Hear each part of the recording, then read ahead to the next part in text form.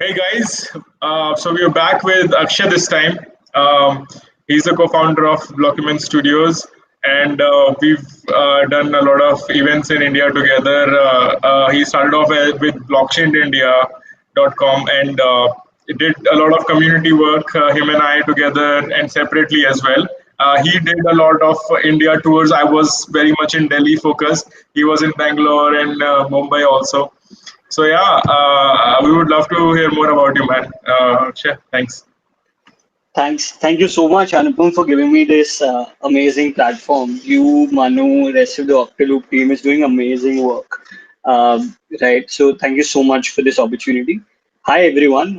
Thanks for giving me your time on a Saturday evening, early evening, I guess. This is the time we get to sort of relax by ourselves. But again, I'm sure I'm going to add two bits within the next 20, 25 minutes. Right. So, yeah, though, Anupam gave a quick primer about, my work with Blockchain India and Document Studios. Let me quickly, share with you what that both the organizations have been about. So I founded both the organizations about 3 years ago.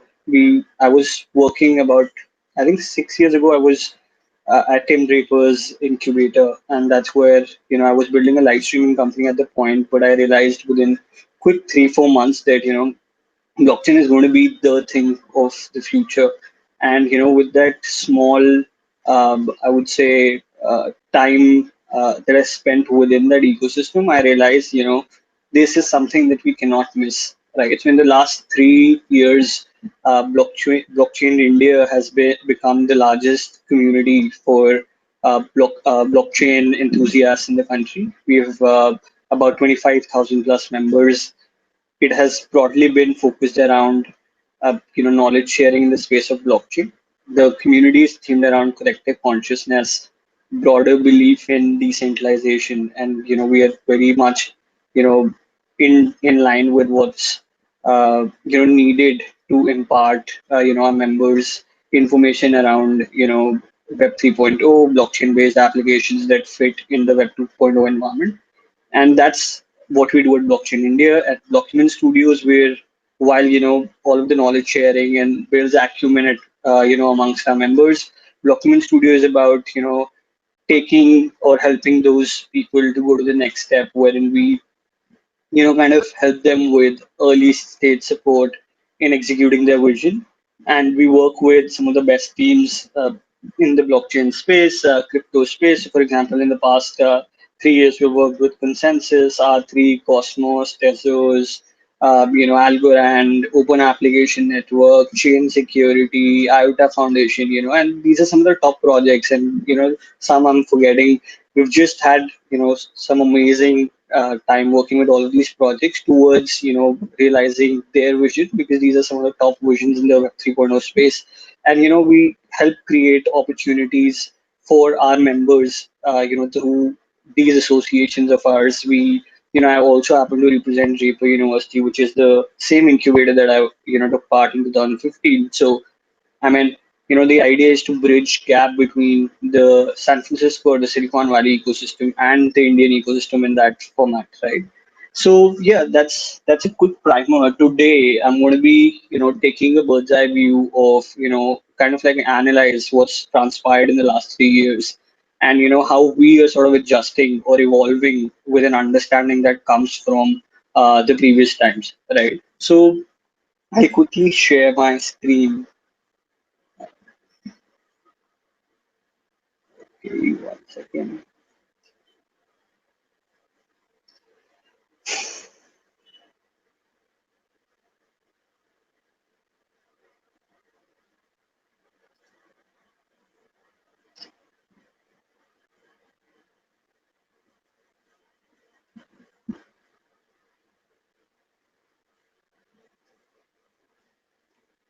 Yeah.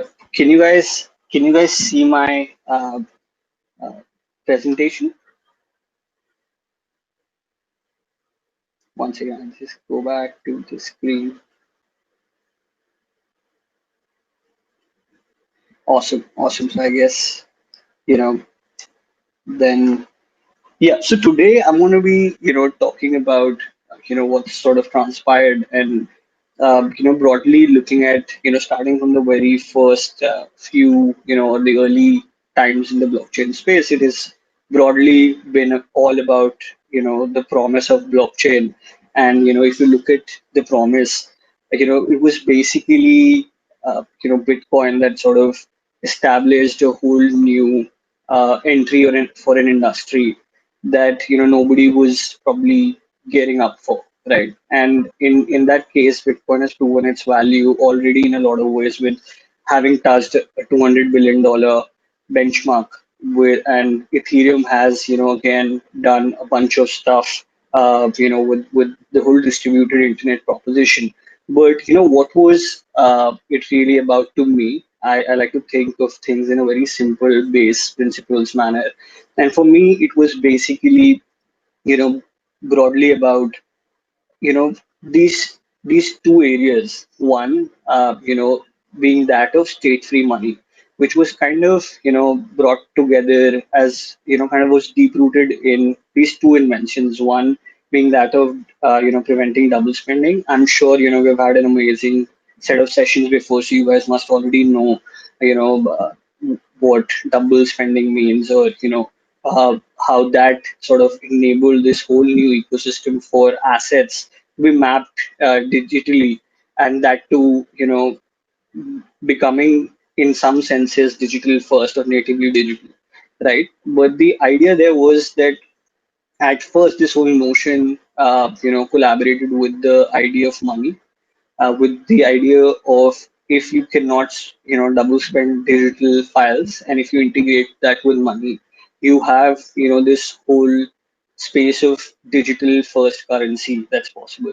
And in that whole timeline, people had, for example, Bitcoin, when came around 2008, there was this whole global financial crisis that had happened, and because of that, you could see that, people were looking for some option to detach themselves, or, take away themselves from centralized forms of economy, right? And even today, that has sort of gone to the point wherein we are still looking at ways how we can, work in some ways, keeping our privacy, keeping, a way we can share our things digitally without being censored, right? So this was then sort of, powered with decentralization, or the whole notion of it.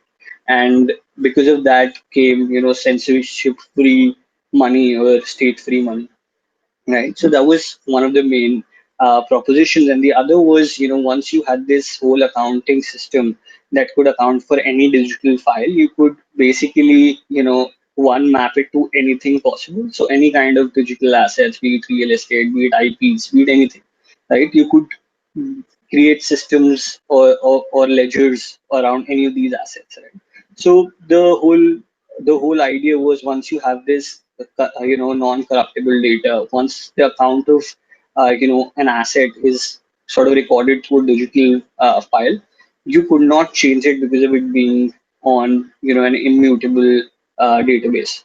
And because of that immutable database system, that non-corruptible characteristics, it just was realized that, probably this is the best place to, shift a legal system to shift the contracts to shift basically anything that relies on, if X happens, then, let's run this function or process, right? And hence these were looked upon as smarter form of contracts, these trustless or efficient ways to collaborate, right? And this was, sort of brought on by Ethereum through their proposition of distributed internet.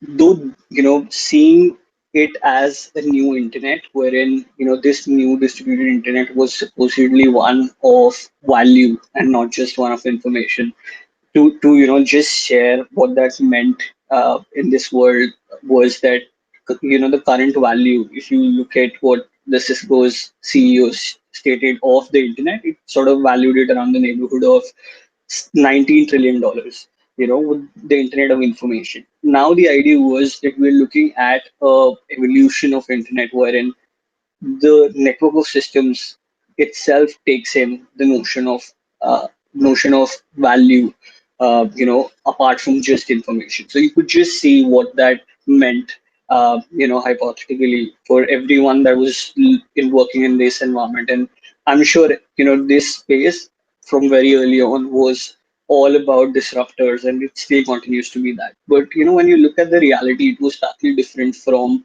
uh, what transpired. What we realized was, immutability or non-corruptible data. Once data is put on a database, did not, sort of account for integrity, because we realized most of our systems today have data coming from, somewhere there is interaction of humans, right? And if the data before being recorded has been changed, we cannot, do anything about it.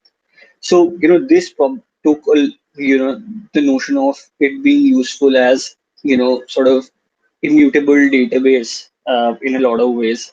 Cryptocurrencies, though revolutionary, again, Bitcoin, Ethers, tons of other, currencies have proved their values. This, they still are not anywhere close to, what they, proposed to, as a milestone to reach, right? And this is basically because, cryptocurrencies are in direct loggerheads of the current economic systems. And, we, all of us realized that it wasn't going to be so easy to take away power from the current authorities. And, just in India, Anupam just mentioned about, our roadshows. One of, the biggest roadshows ever seen in this space was around government's decision to ban cryptocurrencies.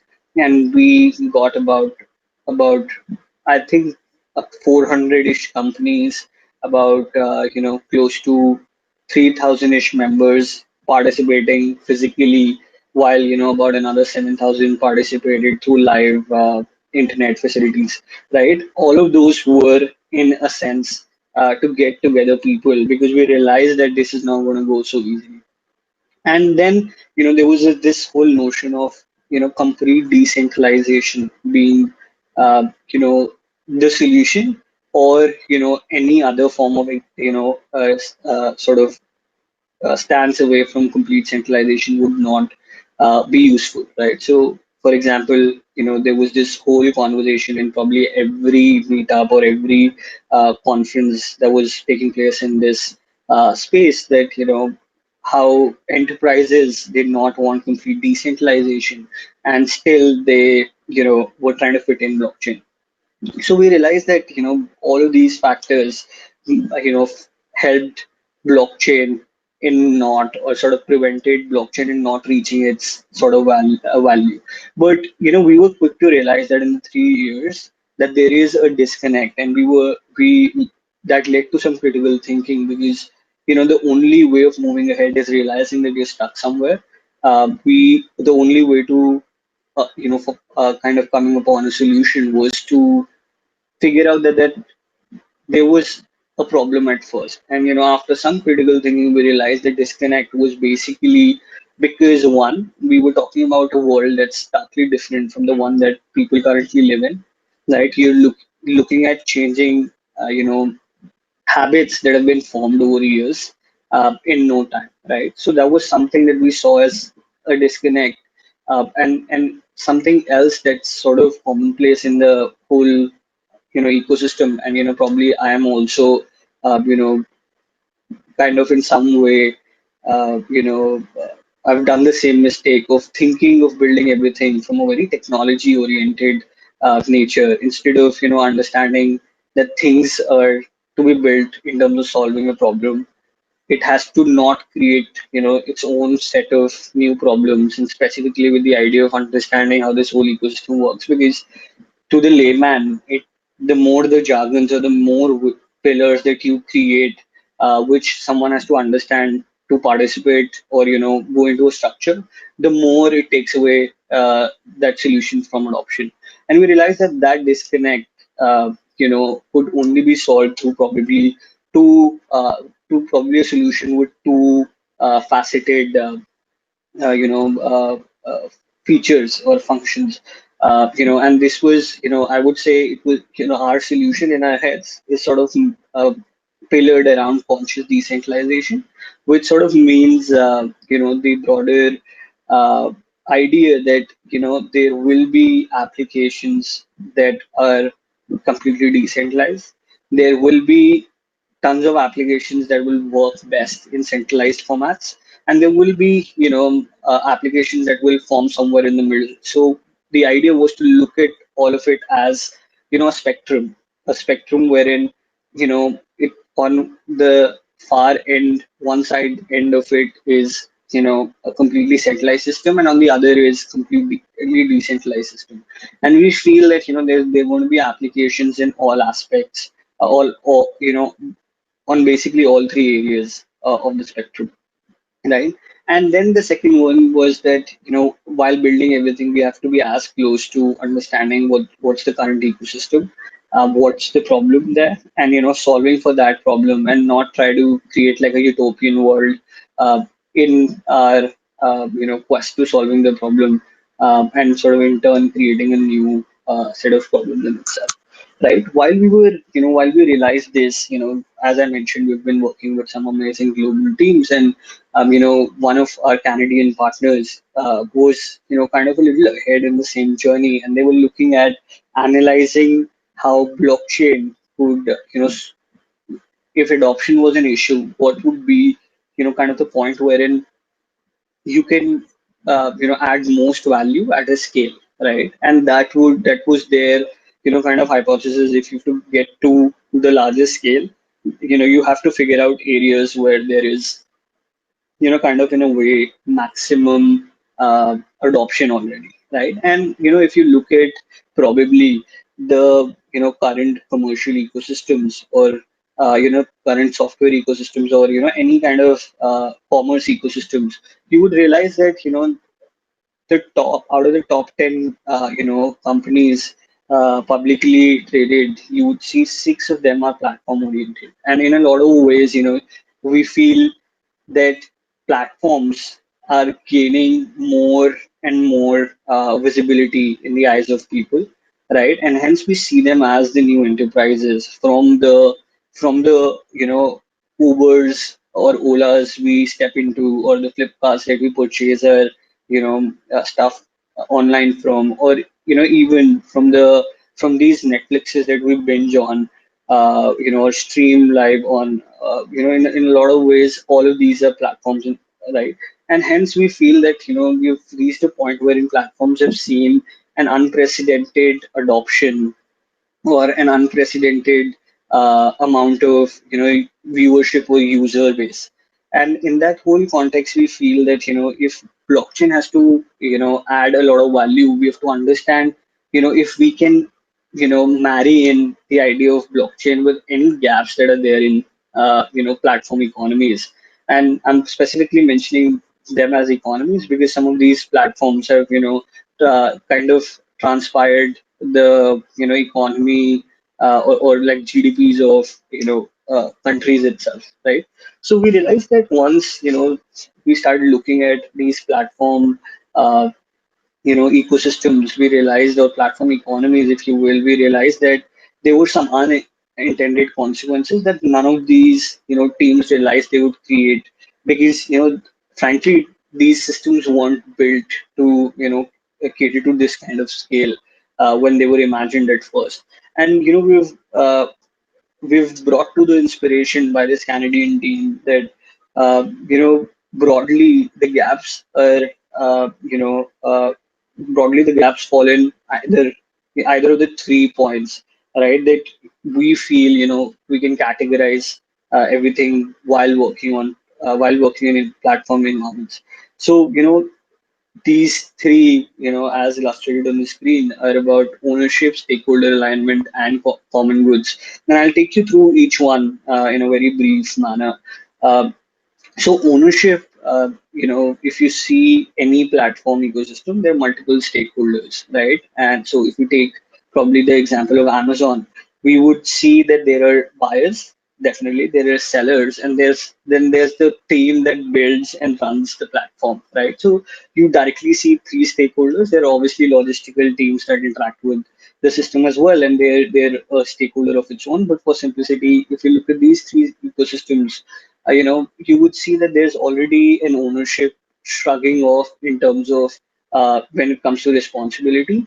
And when it comes to about rewards, there's already a battle going on in some ways, and you would be able to narrow in and see how that is an issue when if you have any issues with a particular seller on, let's say, Amazon or Flipkart, you will see how the platform team would easily get to this stance of why don't we let you connect directly with the seller if there's a problem, because we're just a marketplace.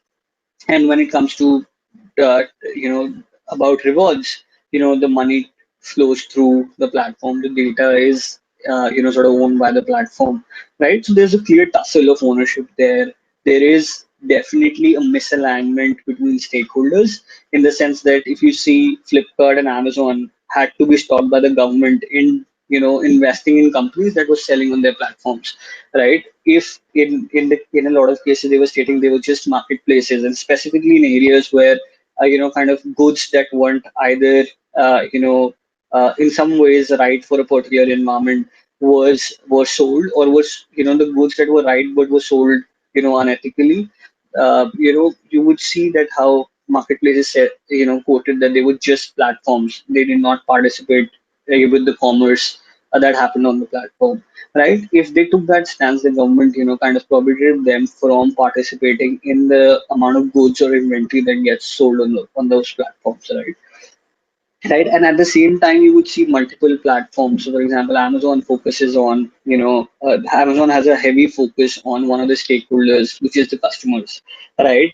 And in that sense, it is being broadsided by Stripe, or specifically by Shopify, in terms of giving value to its merchant, right? So the idea is, while you have these various stakeholders, you're focusing on one and not giving the other as much importance as they should get, right? And on the third front, we feel like there's this common area wherein there needs to be a benefit ecosystem, there needs to be provided some values, right? But because it does not align in sort of the economic interest of any parties or any stakeholders, nobody is looking at those yet, right? And that is, for example, if you take these online food delivery ecosystems like Swiggy or DoorDash, you would realize you would basically realize that if anything happened to a delivery executive while they're out for delivery, or out for sort of ensuring that the order gets to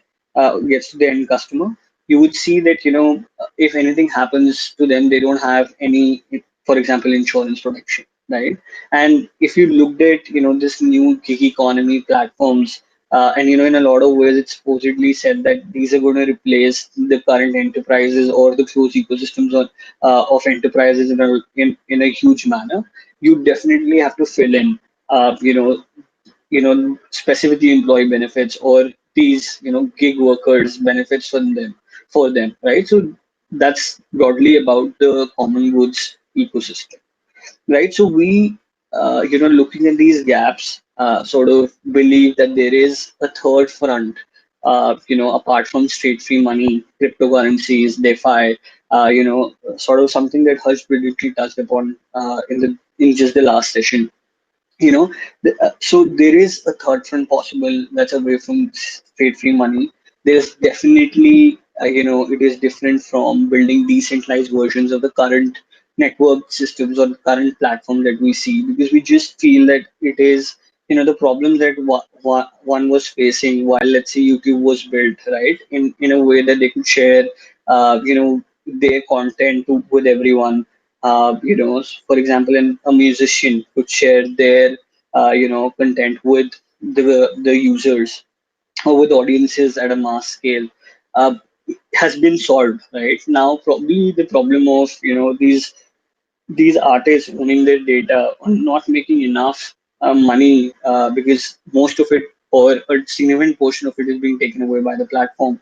All of this essentially, uh, you know, uh, we feel has to be solved in this new third front that we call as open apps. But let me just quickly stop in here and uh, sort of understand if there are any queries that you guys have, with respect to what I've shared before. Do you have any questions for me? I would take that as probably, Hey Akshay. we're sort of on the same page. Yeah, yes, Anubhav. So I was just trying to understand if everybody is following and if there are any questions in particular to what I've spoken about Yeah, until I now. mean, there is one question that has come up. It's about central bank digital currencies and if India is taking some direction in that sense. Okay, this is a very interesting but off the current topic, kind of a thing. So, we definitely looked very early on. We had multiple conversations around the aspect of how do what's the place of central banks and in the new world of decentralized finance, right? And if you see, there are multiple people like Raghuram Rajan who came directly to say that cryptocurrencies are good for the government or for the country, but not necessarily for the central bank, right? Right. Now it's interesting with the idea of stable coins, with this evolution of if you were to buy something, or sort of invest in something through this medium of currency, you have to have at least a stable value associated with it, right? Instead of it being volatile. So the whole thing has now evolved into this concept of CBDC, the central bank backed digital currencies. I feel in India, I've definitely been communicating a lot with some of these guys that were originally handed the role of regulating cryptocurrencies. But I feel everyone here from the regulatory front is kind of directly going in the opposite direction. And I for one feel that my suggestions, or sort of the policy paper that we pushed ahead, that wasn't either been taken in good light, even after the whole official delegation that went to Switzerland to understand why they are regulating it, how they are regulating it, and how they see it could be valuable to their country. So, I don't think there's anything positive happening on that front. Right. Awesome. So Yeah. I'm going to go. Yeah. Yeah. If you could just like 4 or 5 minutes and wrap it up, yeah, Akshay. Awesome. Awesome. Yeah. This is the final 2 minutes of the Perfect. presentation, Yeah. right? Awesome, man. So yeah, so this third front that we propose as open applications is about extending these platform ecosystems through additive features or extensions that put users back in control. The idea is to help developers hook into existing platforms like Uber, like Shopify, like Twitch, and exist in a new space that is not restricted by an individual platform's ecosystem itself. It could mean that you're looking at competitors' data, or functions that each and every competitor gives uniquely in their ecosystems. You extend benefits by giving your own functions, which are kind of built over decentralized ideologies, and so you sort of plug in into these various platform ecosystems. The idea is to take away your reputational data from these individual or small ecosystems, and sort of help you play on a broader arena.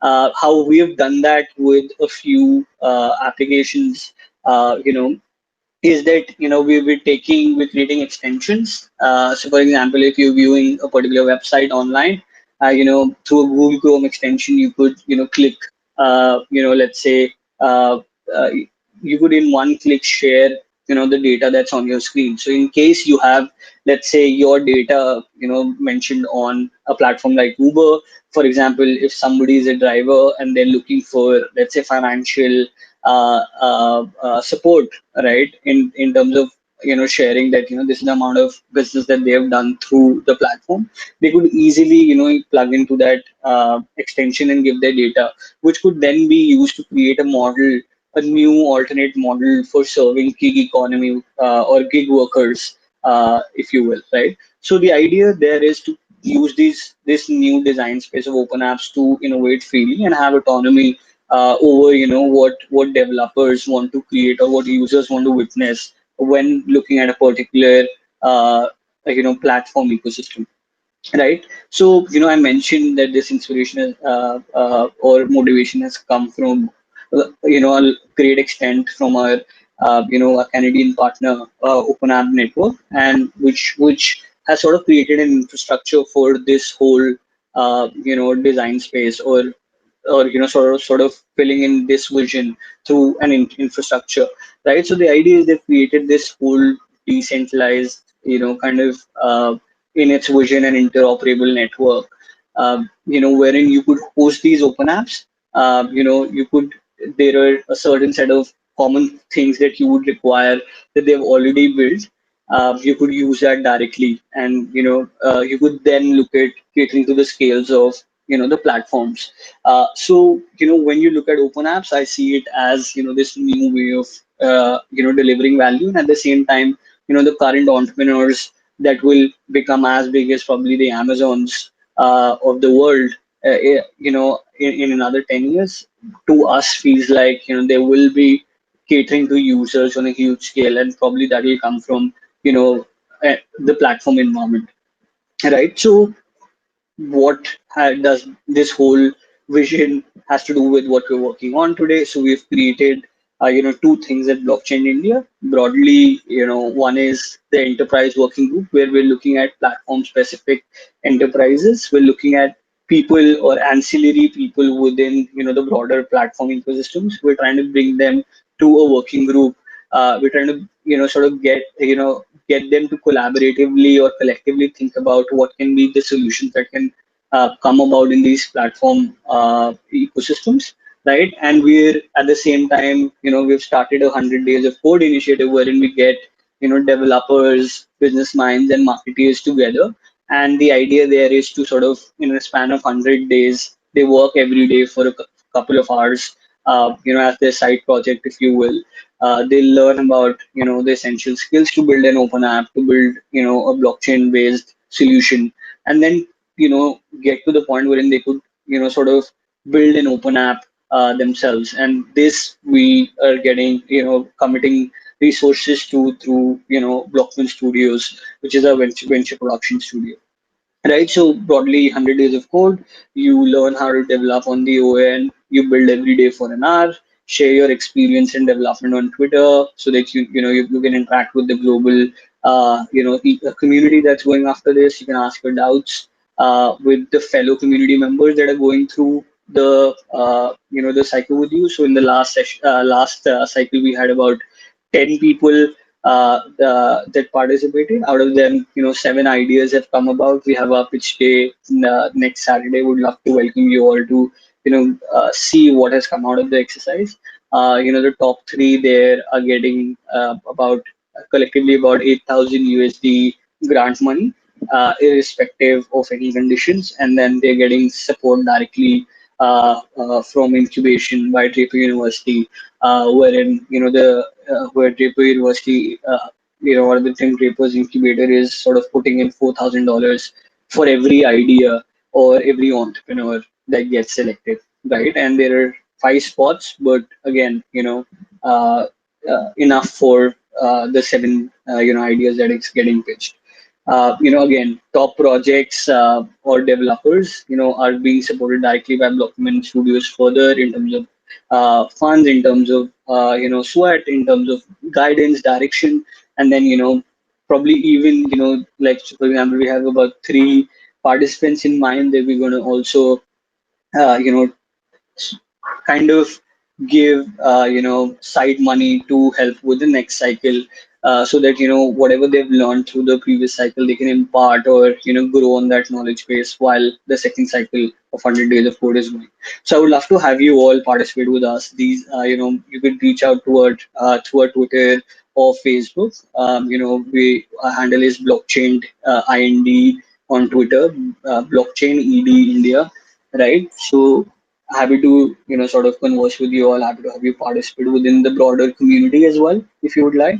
And you can write to me at Akshay Blockchain India if you find this interesting. Thank you. Great session, Akshay. Thank you. Thanks, Anupam. There's one question we'll take. We just have time for one. If you could take that one. Sure.